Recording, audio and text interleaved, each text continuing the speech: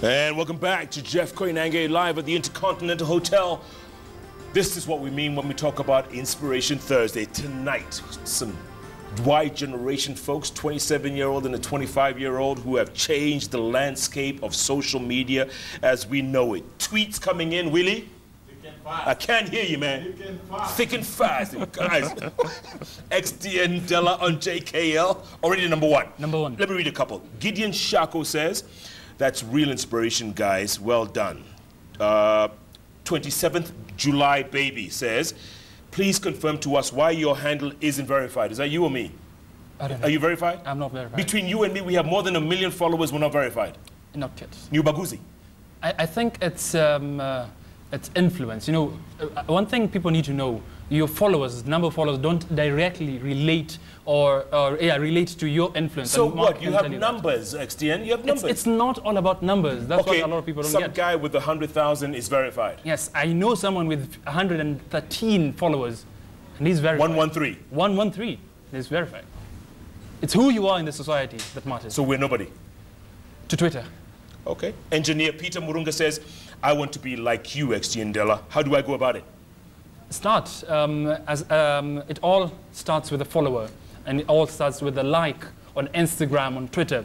Make sure that you retain that one person following you. Because, as I said, numbers don't matter. You can have 1 million followers, but you're not retaining them. You're not keeping them. Yeah. You're not keeping them. And let's face it, Mark, there are a lot of haters out there in the social media world. A lot of haters. Cyberbully, you talked about that earlier on. Cyberbullies. They come out and they bully you and they bully you. They want to see you cow down and disappear into Netherlands, right? Well, I think the challenge of the internet, Jeff, is that now that people have this access, so everyone in this room has a device, the cost of connectivity is going down, the computing power of these phones and their price is also going down while computing power goes up. It's more possible for people to set up, even what you said before, a pseudonym or some kind of online presence. Again, it takes a minute to or less to open any one of these profiles. It takes a lifetime to get it right and do it the right way. So in this case, what I would say is, at an organizational level, you're looking at what we could call online reputation management. You're looking at this concept that says that you're not just looking to send retractions and look at the actual inks dry on a newspaper, and that's what you use to determine things. But you're looking at sentiment minute by minute. How are people responding to us? What are they saying? And how do we actually get that conversation going somewhere? At an individual level, though, I'll tell you, this is where the biggest challenge lies, which is that you probably have faced this. I know you do. I've watched you get some stick as well. People have taken that liberty that's afforded to them, the ability to so freely express themselves tens, if not hundreds of thousands of times, and they have, in some cases, misused it. So you have a challenge, for example, we go back 2 years, and 2013 and the build-up, certainly 2012, you had this concept around hate speech going online. Right? And Gado drew some very provocative pictures of what Kenya's social media looked like. Now, it's not all gloom and doom, but at the end of the day, it's this element of you're expecting people to use that freedom responsibly. And even right now, across courts all over this nation, we've seen jurisprudence or precedent set as far as what it means when someone, an innocent college kid, says something and someone actually has that admissible in court. Now, we haven't had a moment as critical like this to what the future of freedom of speech and certainly online security means.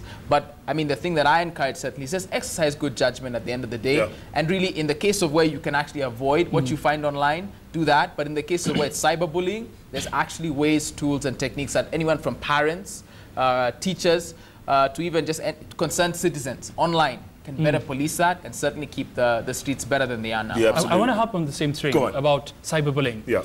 I am an example that you can make it on social media without insulting or attacking anyone. But people insult you. I get a lot of insults, Jeff. A lot of insults. But one thing I've never done, I've never attacked anyone, I have never insulted anyone. What people do on social media they take advantage of a situation and come attack you so that I get a lot of retweets, so that people see I'm the most popular person on the hashtag and follow me. I have never done that. I have never. I deal with reputable brands like System Unit, and I thank DJ Mo and Zai Zai. They're actually watching right now. I really thank them a lot. I work with them. They're my business partners, and with such a brand, I cannot afford to attack corporates right now. I cannot afford to attack people and personalities. To me, I'm a good example that you can gain influence on the right way. You can go, I dare anyone watching, search right now at Xtian Dela on Instagram, on Facebook, on Twitter, and search any word or anything you think is attacking or anything. You will not find a single thing.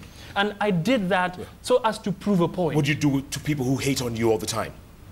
The best thing you can do with someone who's attacking you, ignore. It works. It will get under your skin. It will pinch you. Jeff, let me tell you the truth. There are many times someone has attacked me. I've really typed what I want to respond. I look at it. I want to press the button, but I hold myself. I know my brand is bigger than that silly tweet I'm going to make. And that individual, Mark, is waiting for you to engage them, right? Yeah, so that he gets some notoriety or some kind of presence, right? Yeah, and this is nothing new. I mean, if you look at anybody who has been part of the internet now, you know, if you think about it, Facebook started in 2004, okay? So we're actually looking at many of these services clocking a decade plus or coming close to it. Now, if you went on any of the first websites to start in the 2000s, mid-2000s, at that point it was forums, it was chat rooms, people with screen names. Now, there was always a person who makes it their life's work to make it as difficult to have a productive conversation. And in internet language nowadays, we call such people trolls. Right? Now, so if you go to the comment section, for example, of any, let's just say, newspaper or media brand today, you go into the comment section, you're going to tend to find, if it's not already been flagged as abusive or actually moderated, people like this actually coming out to say things. So it's something that spans the entire internet. People do derive some sense of perhaps deprived enjoyment from frustrating people, from bullying people. And even in this day and age now, you see, you both have smartphones here, a lot of us do. The things that you take and keep there, right, and how secure they are. I mean, we're definitely in an age where that no matter what device it is, can be compromised and people held hostage according to that. So it's an age where generally it's keep your wits about you with the pictures, the videos, and anything that you basically have a connection to, particularly as relates to online. Okay, tell me something, guys. How come the president is the most followed person? Is that an obvious thing? He's the president. What do you expect? Is that what it is? But Kagame is not the most followed in Uganda or in Rwanda, and Museveni in Uganda. You're forgetting that we're the third most active country in Africa on social media.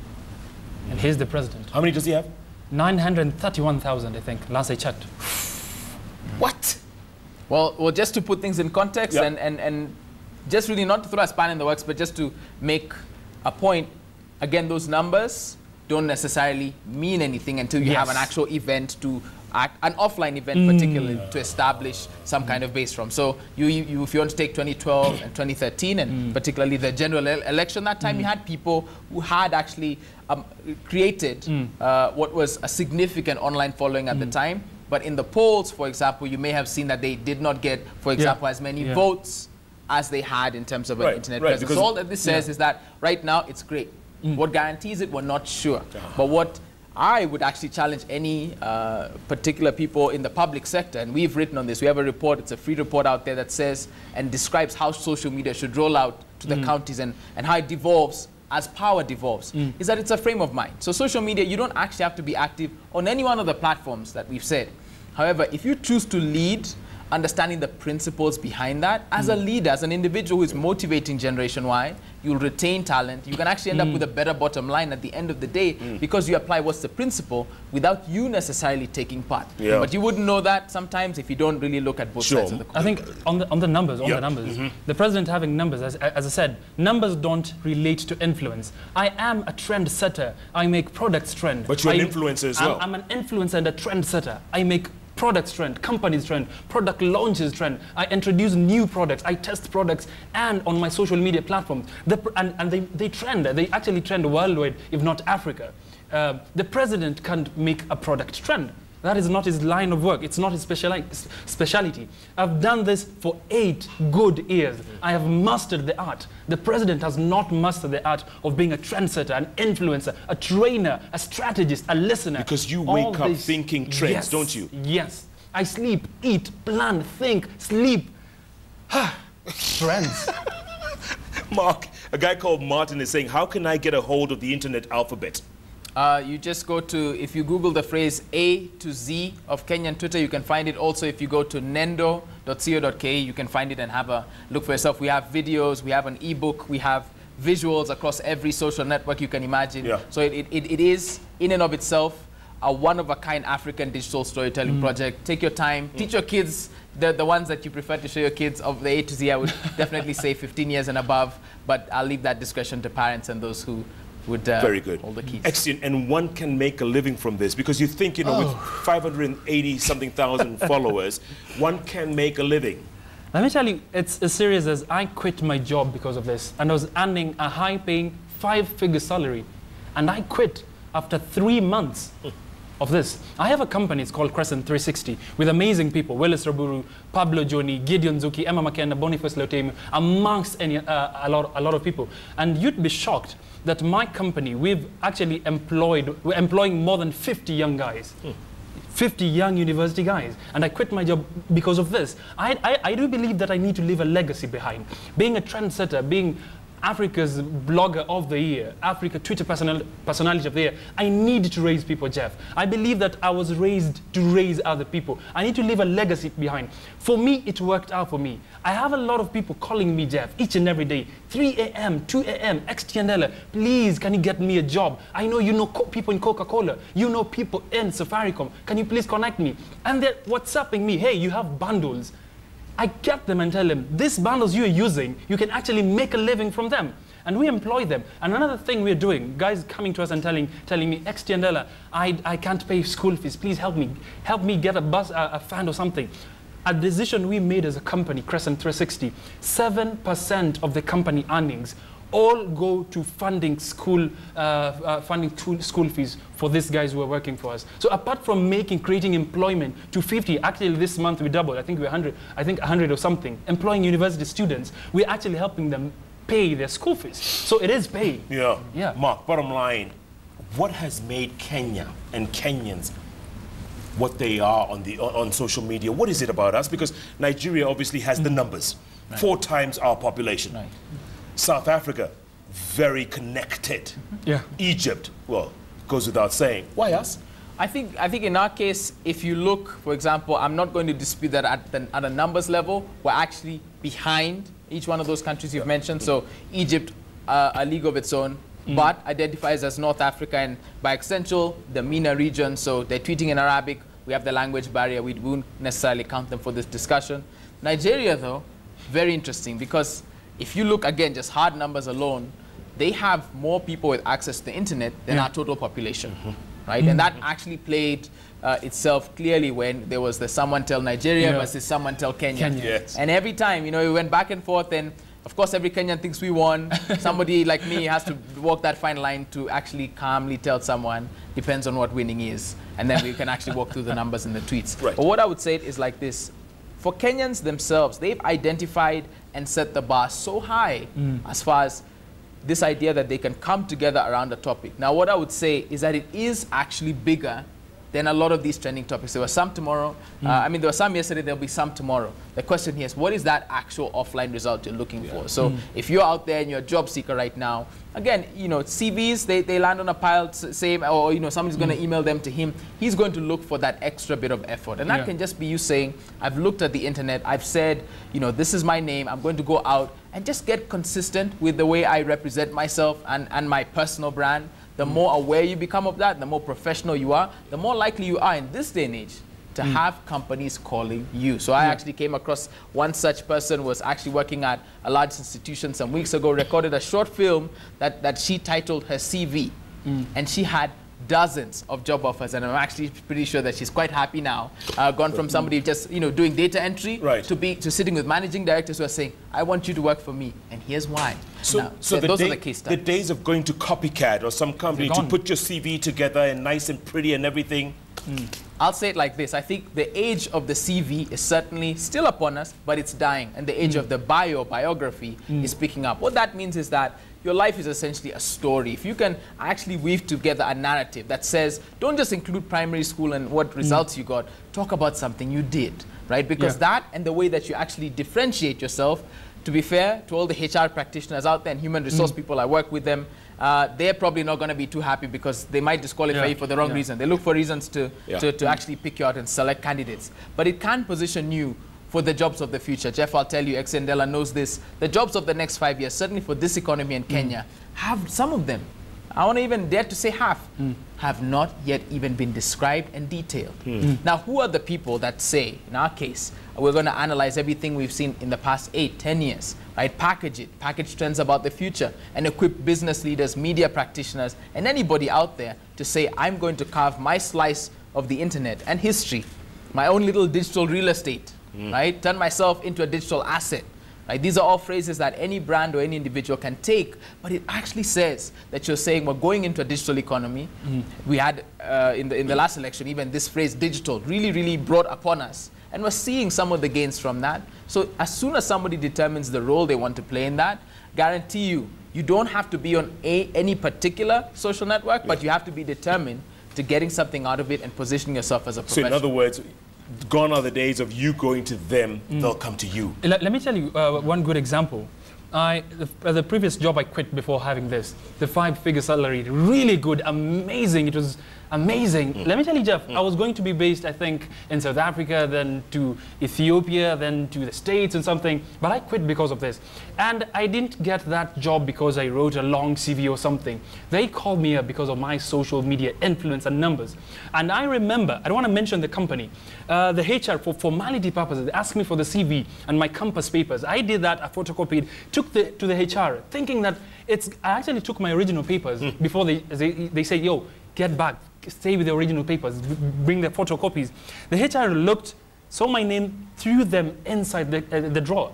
They didn't even look. My second job, which I'm actually doing at Nation FM as a presenter each and every morning on Saturday from 8 to 11, the biggest weekend show, I applied using Twitter. I tweeted and said, someone please help me get a radio show. I love radio. I love speaking. And I want to take this influence somewhere. I was called for an interview.